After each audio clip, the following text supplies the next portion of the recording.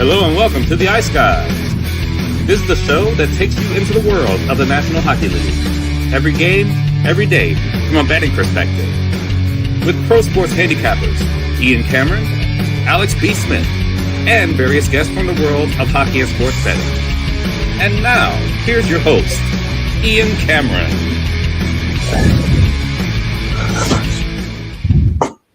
Welcome to the Ice Guys. Wednesday, May 13th, Ian Cameron with you, ready to break it all down. We have one game only tonight, standalone game in the Stanley Cup playoffs. It's Game 5, Minnesota Wild, Colorado Avalanche, with the Colorado Avalanche looking to finish off that series tonight. We'll break that game down in just a minute, and we'll also recap last night's two games. But first, a reminder, we've got our Patreon exclusive live betcast coming your way tonight for Game 5 between the Minnesota Wild and the Colorado Avalanche, Ball Arena in Denver, as the Avs will look to put that series away, leading 3-1. 8 o'clock p.m. Eastern time tonight is when that betcast will begin.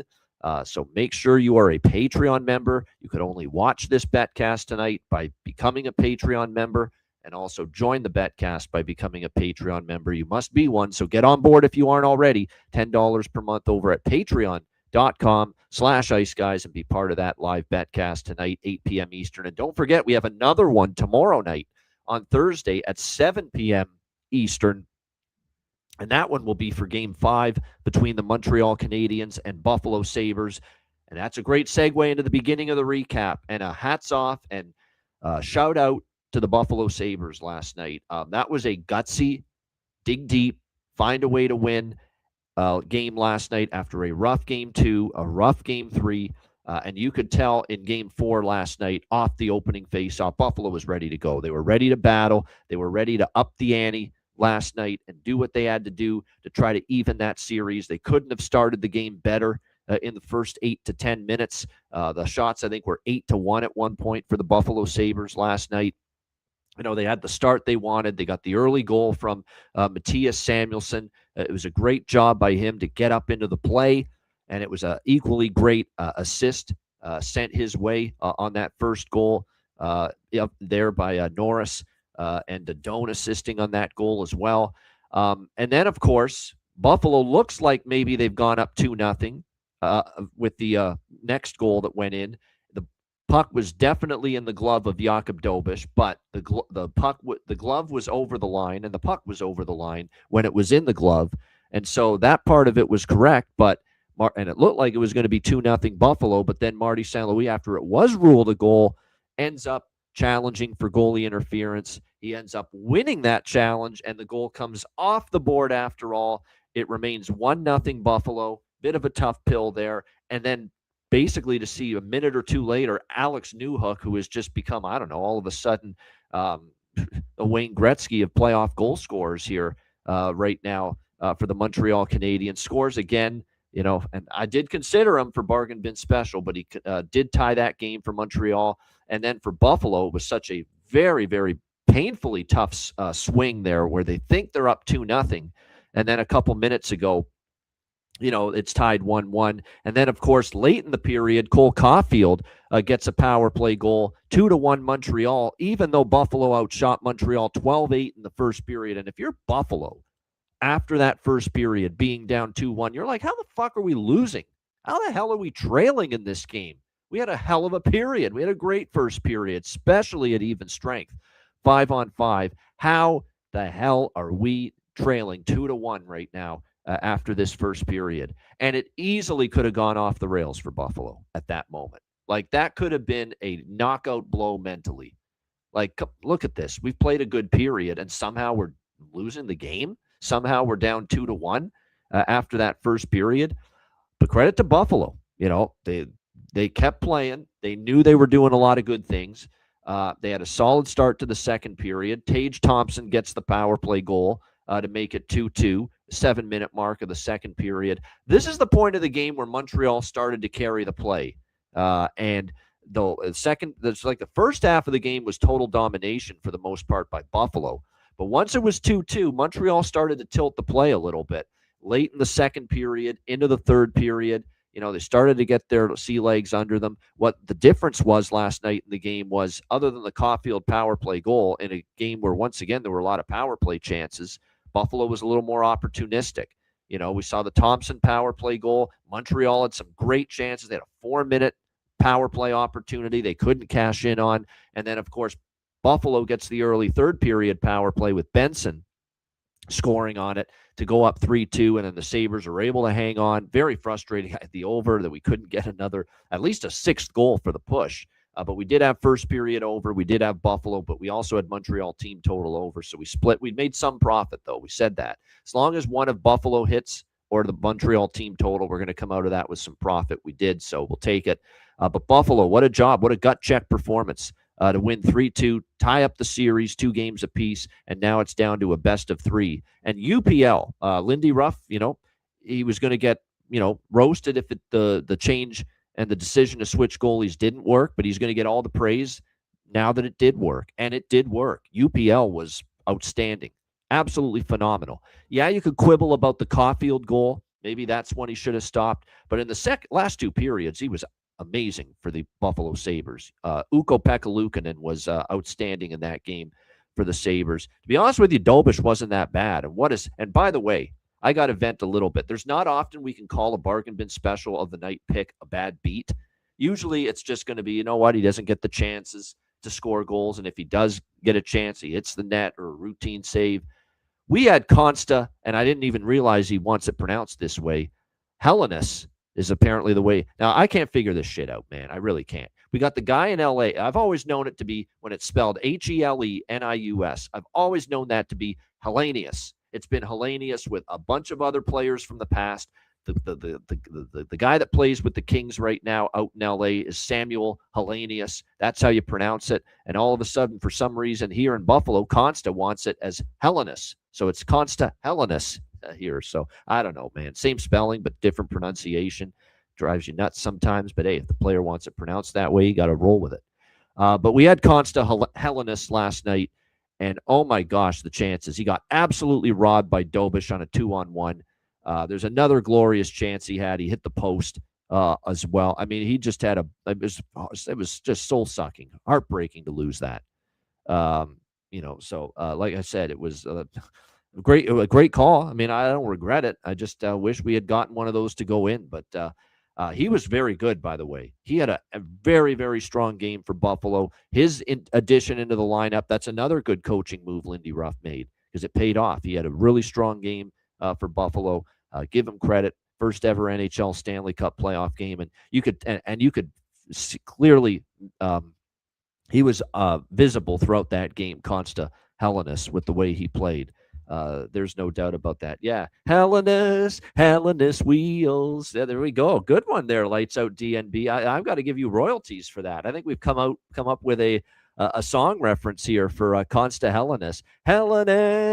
Hellenis wheels. That's the old Paul McCartney and the Wings song from the 70s. So there we go. Add it to the fucking playlist, Addison, wherever you are. Add it to that Ice Guys greatest hits playlist we've got going on right now with that one. Helen Wheels for Consta Hellenis. So yeah, no goals, no song. That's a good point. He didn't score, so we shouldn't have given him too much of a musical interlude there. But anyway, he still had a solid game, and Buffalo. And because of that win, by the way, Buffalo cashes our 6 and 7 game series bets.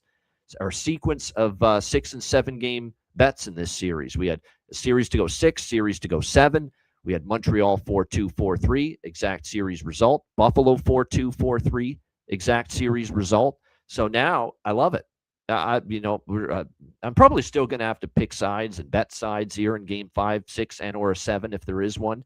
But the main premise now is that we thought this was going to be a long series, a chance for it to go 6 and 7. And if I were to choose, or anyone in my position here were to choose, they could just sit back and not bet another side in this series. They could just say, you know what, we've cashed our 6-7 game exact number of games in the series bet, regardless of who wins. We're going to cash Montreal or Buffalo 4-2, 4-3 exact series result either way. Now we could just sit back, count the money, count the cash, and just sit back and say, hey, may the best team win and not make another move. But of course, you know me, I'm high volume. We'll still give you some opinions. We'll still give you some sides that we like here in the games remaining in this series. But like I said, this has been a great playoffs for this approach. If you think it's going to be a long competitive series, the 6-7 game approach, taking both teams 4-2, 4-3, and you're going to get out of it with profit. You're going to get out of it with profit because the 4-2, 4-3 series result numbers, all of them are well above plus 300. In some cases, plus 500. I've even seen plus 600 or 700 with some of these. So you're going to make profit when it comes to that. So, like I said, it's a great betting approach in the Stanley Cup playoffs. If you think it's going to be a competitive long series, all you need it to do is go 6 games, and you're going to be in profit. And we've done that with Montreal Buffalo. We've done that with Vegas Anaheim is another series we did that with. And I did it with Minnesota Colorado, and we're going to need some help on that one. We're going to need a Minnesota win tonight to be able to cash that one. I'm not sure we're going to get it. We'll get to that in a little bit when we preview Game 5. And then the other game last night, Vegas and Anaheim. Again, a very close game. I think Anaheim, there's no shame in their performance, even though they lost 3-2 in overtime. I think they did a lot of good things. They got the early power play goal. I did not agree with Braden McNabb getting a 5-minute major there. Clearly a late hit, clearly a penalty, but I thought 5 minutes was a little harsh for that hit on Ryan Poehling. And I know Ryan Poehling got injured and left the game for the Anaheim Ducks, didn't return. I thought Braden McNabb getting a 5-minute major is a little much. As far as that's concerned. And look, I have no dog in that fight I actually had a small bet on Anaheim just because of the price. So, and I still thought it should have been not a 5-minute major there. But nevertheless, they capitalized on it. If you get a 5-minute major, you got to come through. You got to take advantage of it. Anaheim did for the 1-0 lead. Beckett Seneca, again, was absolutely outstanding last night for Anaheim. Got him on the board. But then, of course, Vegas, the power play goal. And just a spur of the moment, they got out of the 5-minute major, only giving up the 1 goal. I just had that feeling Vegas was going to cash in on that late first period power play. I took them team total over 0.5, but Vegas to score a goal first period plus 210 just before they went on that late first period power play down 1-0, and sure enough, they tied it up with Pavel Dorofeyev's goal. So that was a great live bet there in that one. And then, of course, second period, it would turn into a bit of a stalemate. Good goaltending, by the way. Dostal, even in a losing cause, played very well. And Carter Hart bounced back. He didn't have a great game 4, rather, in Anaheim. He was a lot better last night in Game 5. Tremendous game from Carter Hart. Very, very strong. Vegas goes up 2-1 in the second period. How about Tomas Hertl? He almost goes 30 straight games without a goal. Now he's got goals in back-to-back games. Funny how hockey works. And all of a sudden, Hertl has got goals in back-to-back games. But then Olin Zellweger, an unsuspecting source, ends up tying the game for the Anaheim Ducks 2-2 late in the third. And then it goes to overtime, and Skorofeyev, a.k.a. Pavel Dorofeyev, with the overtime winner, 3-2 Vegas. They take a 3-2 series lead. Series not over yet, though. Anaheim has been right there with Vegas throughout this series.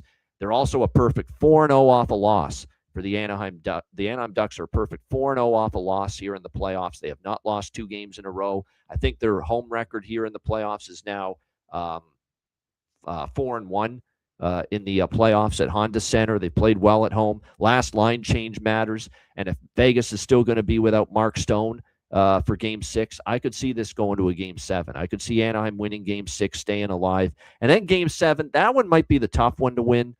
Game 7 for the first time for a lot of these Ducks players, and a lot of the Vegas players have been in a Game 7 before. But I think Anaheim's got it in them to push this to 7. Now, the counter argument to that is Vegas has been phenomenal in Game 6s.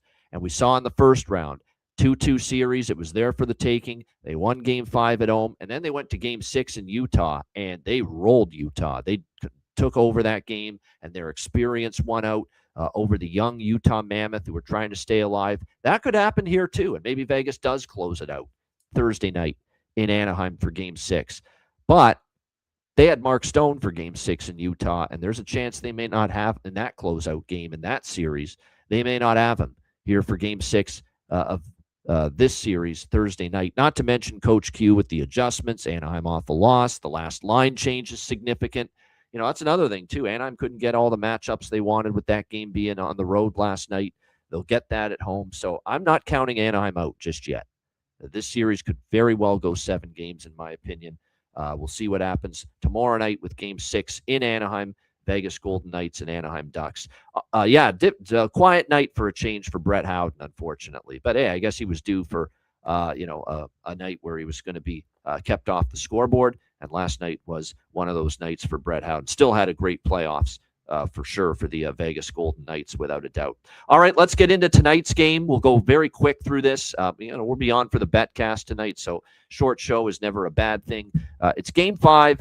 It's the Colorado Avalanche trying to finish off the Minnesota Wild here on home ice. The current price here in this game has Colorado about minus 210 is what I'm seeing here as home favorites. So they are a big, sizable home favorite here in this game in the minus 210 range. 6.5 being the total here in this game. Again, Colorado leading the series 3-1 and looking to basically put it to an end here tonight in Game 5. First of all, to start the preview in this Game 5 tonight, no changes for Minnesota. Status quo. We talked about how they've missed Joel Eriksson and Jonas Brodin this whole series, and it's kind of turned into Jonas Brodin and Joel Eriksson watch throughout this series. But no change as far as that's concerned. They are both out once again. They didn't even make the trip with the Minnesota Wild to Denver here for Game 5 tonight, so they won't be in the lineup as far as this game is concerned. As far as this one goes, Minnesota, the thing that you're always leery about in these kind of situations, when a team knows they were bad, plays bad, knows they were bad, and a lot of times at this time of year, they're going to step up and be a lot better. And I wouldn't completely rule that out for Minnesota. That was a bad Game 4 for them. They were out-competed, out-hustled, out-worked. They didn't generate much offensively. They were heavily outplayed. The shot clock bared that out. Expected goals bared that out. Scoring chances bared that out. It was just Colorado. That was their most dominant game of the series. Arguably, you could say it was in Game 4. Certainly one of their most dominant games of the series. And Minnesota was just not very good as far as that goes. But at the same point in time, Minnesota is clearly, they got the one win without Eriksson in Game 3. That got Colorado's attention. Colorado's first loss of the playoffs. They were probably due for a stinker. They had one in Game 3, and boy, did they respond in Game 4. And now that they're one game away from, making it to the conference finals, getting some rest, I think it's tough for Minnesota. I also think, too, and this was a good point that a couple people that I've listened to have made, Minnesota did have something taken out of them by Dallas. That was a tough series. There were a lot of close games, a lot of pressure minutes, exhausting minutes, not just physically, but mentally in that Dallas series. You had a pretty quick turnaround, to start the Colorado-Minnesota series, whereas Colorado got all that rest after playing LA and sweeping the Kings in 4 straight games. And it just feels like now you're going into the altitude, the thin air. You've played a lot of hockey. John Hines is running poor Quinn Hughes into the ice. 35 minutes, really? I know he's a great player, but my gosh, he's got to be running on fumes right now. Quinn Hughes on the blue line for the Minnesota Wild. Fatigue's got to be kicking in a little bit. He's just played the fuck out of all his top guys, not just Hughes and Faber on the blue line, but he's probably played Kaprizov and Boldy and Zuccarello and a lot of those guys more because, they're so depleted at the center ice spot right now, especially without Joel Eriksson. So I just worry all of that's taking a toll now here on Minnesota. How much is left in their tank? That's a real concern that I've got for them now. Going back to Colorado here for Game 5, especially thin air altitude, not going to make things any easier for them here. I would expect them to step up their effort for sure. I just don't know if it's going to be enough here to extend the series. What I do like here is I like there to be goals here. I don't know if we're going to get 9-6, but just the way I see this game going is I see Colorado was starting to finally, really get their offensive game going as far as danger looks, danger chances, scoring chances, shots, you name it. They started to really penetrate Minnesota defensively in Game 4. Now back home, I can see it being more of the case as well. So I'm going to go first period over, full game over by Fecta here in this game. Wild and Avs. First period over is cashed in all but one game of this series. Full game over is cashed in all but one game of this series. I think it's a higher scoring game. I think we get back to that 4-3, 5-4 type of game tonight. And I also don't trust Blackwood fully to be as good as he was in the last game. It's one thing to come in, have that great first start, and he did have that for Colorado in Game 4. But now your second start, that's often where we see the dip. That's often where we see the decline a little bit. So I think Minnesota scores some goals here tonight, but I think Colorado will as well. I think, too, Wallstad, as great as he's been, I think we're starting to see him kind of, I don't want to say wear down, but he's faced a lot of extreme pressure minutes for the Minnesota Wild.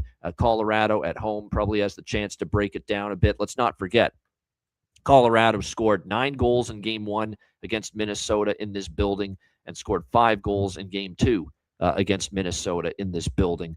So it's not like, and obviously, look, the 9 goals was Game 1 with Wallstead. The 5 goals Game 2 was Gustafsson, but still in net for the Wild. But still, they haven't been able to slow down Colorado in this building in this series. So, I like the over by Fecta here. I like third period over. Get that at BetMGM.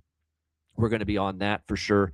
Elimination game. It's a standard bet. Now, I'm going to absolutely only bet the third period over small. We've got the betcast tonight.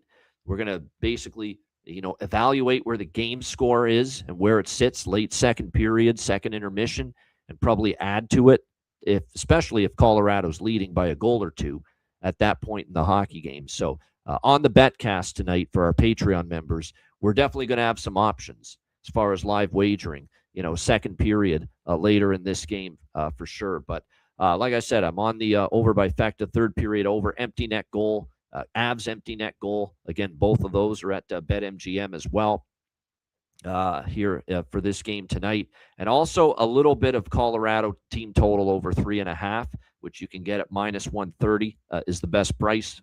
Pinnacle as -130, FanDuel, Caesars as -130.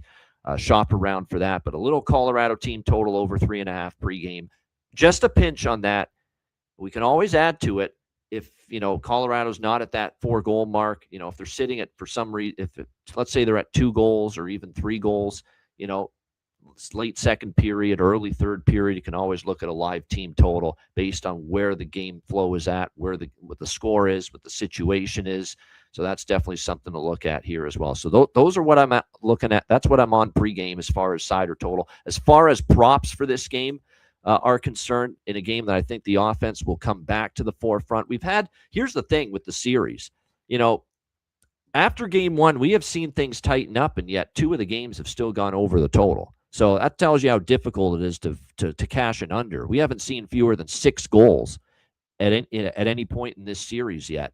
So, that's what makes it in an elimination game. You will never see me betting an under in an elimination game. That's just, it's just too dangerous to do that, especially with how many goals you could see. I mean, if you're going to bet an under, I actually would say bet a first period under, bet a early in the game under, but the third period could just blow up on you. And actually, we've seen, even without it being an elimination game, we've seen that happen in this series. Game 4 a couple nights ago comes to mind. But shots on goal props, Zuccarello's gone over in 6 straight. The price isn't great, over 1.5 shots, -160, but he has gone over that in 6 straight games. Ryan Hartman's gone over 2.5 shots on goal for Minnesota in 4 straight games. I think that is definitely worthy of a bet. Nazem Kadri, he's gone over 2.5 shots on goal, even money. Brock Nelson for the Colorado Avalanche, he's gone over 1.5 shots on goal, 2 straight games. That price is too pricey though, -180. Makar over 2.5 shots on goal in 2 straight games for the Colorado Avalanche going into tonight. Those are some of the shots on goal numbers that stand out. This could be a night too for McKinnon, with the chance to finish off the Minnesota Wild and eliminate their opponent to maybe get over his shots on goal. You could see him finally, be chipping in as well. Point props. I mean, Nazem Kadri has gotten a point in 5 straight playoff games, so it's hard not to look at Nazem Kadri. Vladimir Tarasenko, 2 straight games with a point, and with Eriksson Ek still out, Tarasenko's impact on the team becomes greater. So the point prop at plus 190 for Tarasenko. Brock Faber's gotten a point in 2 straight games, and you're not laying minus 190 with him like you are for Quinn Hughes. We're talking plus 120, plus 125 for Brock Faber to get a point here. Yurov got obviously on the board last game too. Marty Necas, I agree. Marty Necas could be someone to get things rolling a bit for Colorado. Brock Nelson got a point last game, so pointing some of those out. McKinnon's on a 5-game goal-scoring streak. We cashed our bargain bin special with Parker Kelly for Colorado, plus 800 in Game 4 with what ended up being the game-winning goal in the 3rd period for the Avs. Yeah, I'm going to come back to Parker Kelly. It's not going to be my bargain bin tonight, but I am still going to come back to the well with Parker Kelly for the Colorado Avalanche here tonight. He's just one of those players that's got that ability, to be able to make it happen. Gabe Landeskog, there's still, he's still not priced to the level that Nathan McKinnon and Marty Necas on that line is. Colton and Waugh, but especially Colton with that line. Colton, Nelson, Waugh, they were able to get some things going. So there's some good prop opportunities here tonight in this game. Looks like Sam Malinsky, by the way, and Arturi Lehkonen are both still out for Colorado. They were late scratches in Game 4 in Minnesota. It looks like they're both out tonight. So it still looks like we're going to see Taves, Makar, Kulak, Burns, Josh Manson, and Jack Ahan on the blue line here for the Minnesota for the Colorado Avalanche. So that is definitely something to keep in mind. So again, looks like the lineup is still going to be the same here for Colorado for the most part. Good stuff. Yeah, I mean, it's going to be interesting tonight. Minnesota is trying to stay alive. Yeah, you know what the thing is? I expect Minnesota is going to be a tough out for Colorado tonight. I don't think there's going to be a cakewalk for the Avs. I know there's people that are lowering the casket already on the Minnesota Wild here tonight, but I think they're gonna play hard. I think they're gonna be in the game. I just don't know if they're gonna have what it takes to get over the hump and win the game. And even if they do win tonight, I think they're losing Game 6 back at home. It would be so Minnesota Wild to see their season. How many times have their season ended with a home loss in the Stanley Cup playoffs over the years? A ton. So if Colorado doesn't get them tonight, they probably get them in Game 6 back in Minnesota. Colorado, another team that's been good off a loss. In fact, I think Colorado, going back to the regular season, is 8-1 or 9-1 off a loss going into tonight. So, like I said, could be something worth a look. You know what? People that, if you like Minnesota, here's an angle you could get to. And I think I might even take this too. They were disgusted with the way they played. John Hines, the players, and rightfully so. That was a bad Game 4. Like, they were clearly the second best team in Game 4. In this game, they got their backs against the wall. You would expect if they're going to have a chance to win this game, you got to start good, start strong. The Minnesota goal in the first period is a respectable, reasonable number here. Minus 128 for Minnesota Wild goal in the first period. I think I'm going to bet that. This is Blackwood now, second game. I don't know. Let's see if he can do it again. Often when we see goalie changes, we see the first game, it works. Team responds to it. Team wins. The goalie plays well. That's what we saw with Blackwood and with Colorado in Game 4. And sometimes there's a little dip that second game when they play the second straight time. So that goal in the first period at minus 128 for Minnesota, I think that's worth a look. I do here tonight. Not to mention, if you look at Minnesota in this series, Game 1, we saw Minnesota score a first period goal. Game 2, we saw Minnesota score a first period goal. Game 3, remember Game 3, the one game Minnesota won, they were up 2-0 after the first period. And Game 4, even though they lost 5-2, they scored in the first period on that 4-minute power play they had when it was the butt end of the stick from Josh Manson to Michael McCarron in that first period. And Minnesota scored on the power play. So Minnesota is actually 4-0 as far as getting on the board and scoring in the first period here in this series. So that Minnesota goal in the first period, minus 128 is the price at FanDuel. sign me up. I love that. That's great. That's not even something I had on my card initially. That's on the fly handicapping right here on the Ice Guys show. And I've taught myself into it. So there you go. Minnesota goal in the first period, -128. They've scored a first period goal all 4 games here in this series. All right, shout out to everyone in the chat. Hit the like button. We appreciate it very much. And like I said, we got the Betcast tonight for our Patreon members. Hope you all are able to join us. Patreon members only, of course. So 8 o'clock p.m. Eastern, Game 5, Minnesota, Colorado, live Betcast. Looking forward to it. And, of course, to be part of that Betcast, become a Patreon Ice Guys member, just $10 per month. Goalie charts, totals charts, daily betting card, sides, totals, player props posted each and every day on the Patreon page. Make sure you get on board. Again, your membership goes a long way to supporting the show, keeping it going long term. Another thing, too, the All Sports Dub Club, $50 off discount. All sports discounted for 1 month. Your first month from $75 to $25 is still available for Patreon members. So make sure you get on board with that. $10 per month. Patreon.com/Ice Guys. That is still available. MLB, NBA playoffs, UFL, CFL's coming up. Historically, one of my strongest sports. So to get on board with any of that, the $50 off Dub Club subscription discount, still available for Patreon members only. So make sure you check it out. Get on board, $10 per month at patreon.com/Ice Guys. And of course, too, wizardsportspicks.com, NHL Stanley Cup playoffs, NBA playoffs, MLB, CFL coming up in a month and more. Daily premium picks, long-term subscription passes available. Check out the Wizard Sports Picks YouTube channel as well. Tons of great content there, wizardsportspicks.com, and the Ice Guys store. Get your gear and your merch over at the Ice Guys store. That's at iceguys.myspreadshop.com. All right, bargain bin special of the night and best bet. Sorry about that. Bargain bin special of the night and best bet coming up right after we hear from our great Ice Guys sponsors.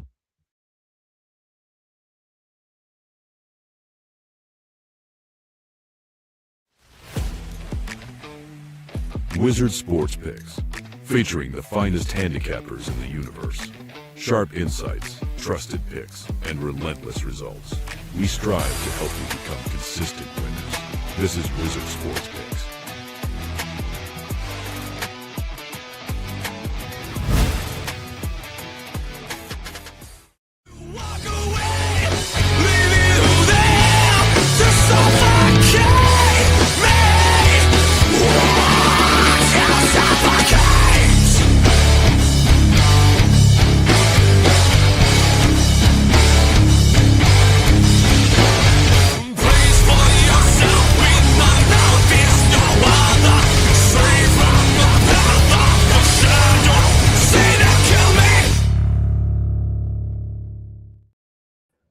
All right, bargain bin special of the night here for the one and only game, standalone game here, Game 5, Minnesota Wild, Colorado Avalanche. As far as bargain bin special here for this one and only game here on this Wednesday night, and for bargain bin special of the night for me tonight, I am going to go to we cashed with Parker Kelly for Colorado in the last game of this series for the Colorado Avalanche. We didn't cash with anybody for Minnesota in that last game. But for me here tonight for bargain bin special of the night, I like what he's been able to do. He scored a goal in this series at home already. It's my one and only pick tonight. We're going to go with Nicholas Waugh for the Colorado Avalanche. Plus 510 is the best price available. And getting opportunity on the second line for the Colorado Avalanche as well. So that is it. The one and only bargain bin special of the night here tonight. Nicholas Waugh for the Colorado Avalanche. Plus 510 for my bargain bin special of the night. Best bet. Let's just go straight forward. Over 6.5 here with the full game total. I think we get over that number tonight. Over 6.5 -102 is the best price out there currently with that.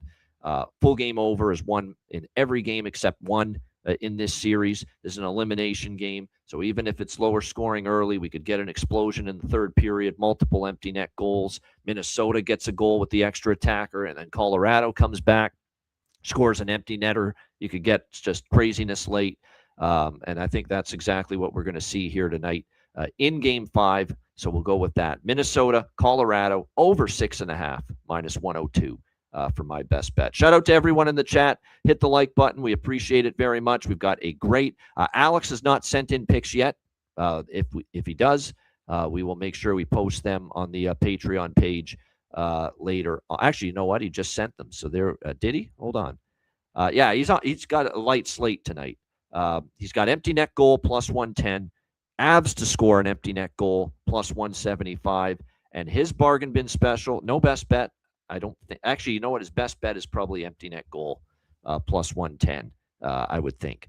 Brock Nelson over 1.5 goals plus 2,200. So 2 or more goals. Brock Nelson for Colorado is Alex's bargain bin special for the game tonight. So there you go.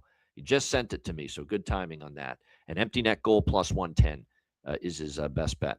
So there you go. And my best bet, Minnesota, Colorado over 6.5, minus 102.